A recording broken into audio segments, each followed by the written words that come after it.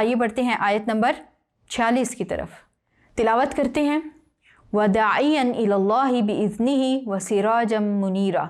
लफ्ज़ी तर्जुमा कुछ यूँ है, वह और दाइया पुकारने वाला, इला तरफ अल्लाह अल्लाह की, बिइज़्निही उसके हुक्म के साथ, वह और सिराजन चराग, मुनीरा रोशन।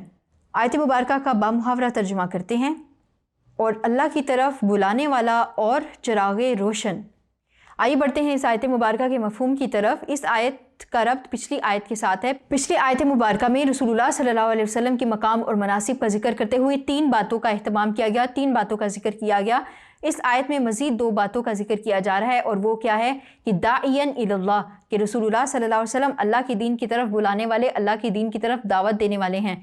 और क्या है, सिराज मुनीरा, और आप सल्लल्लाहु अलैहि वसल्लम एक रोशन चराग की मानिद हैं। तो यहाँ पर इन दोनों आयात में आप सल्लल्लाहु अलैहि वसल्लम की 5 खसूसियात का जिक्र कर दिया गया, जिसको हम आप सल्लल्लाहु अलैहि वसल्लम के 5 मकामों मुनासिब भी कह सकते हैं। पिछली आयत में क्या बताया गया था, शाहिदन व मुबश्शिरन व नज़ीरा, गवाही देने वाला, खुशखबरी सुनाने वाला और डराने वाला। इस आयत में क्या बयान किया कि अल्लाह के दीन की तरफ दावत देने वाला और रोशन चराग, यानी हदायत का रोशन चराग, हदायत की रोशनी।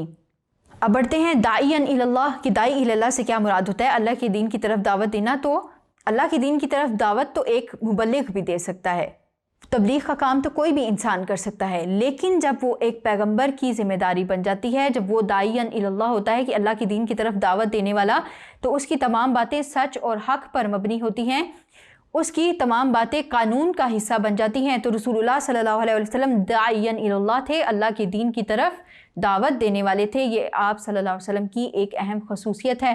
और वो किस दीन की तरफ दावत देने वाले थे, इस्लाम की तरफ दावत देने वाले। और इसी एतबार से आप सल्लल्लाहु अलैहि वसल्लम के बारे में कहा गया कि आप सल्लल्लाहु अलैहि वसल्लम रोशन चराग हैं। आप वो रोशन चराग हैं जिसके ज़रिए से इंसानियत ने रोशनी पाई। कौन सी रोशनी, हदायत की रोशनी पाई, जिसके ज़रिए से वो जहालत, गुमराही, जुल्म सितम और बुराई के अंधेरों से निकलकर अच्छाई और हदायत की रोशनी में आ गए। तो रसूलुल्लाह सल्लल्लाहु अलैहि वसल्लम हदायत और रोशनी का एक मीनारा है, जिसमें से हदायत का नूर फूटता है। ये था इस आयत मुबारका का मफ़हूम। आइए बढ़ते हैं अगली आयत की तरफ।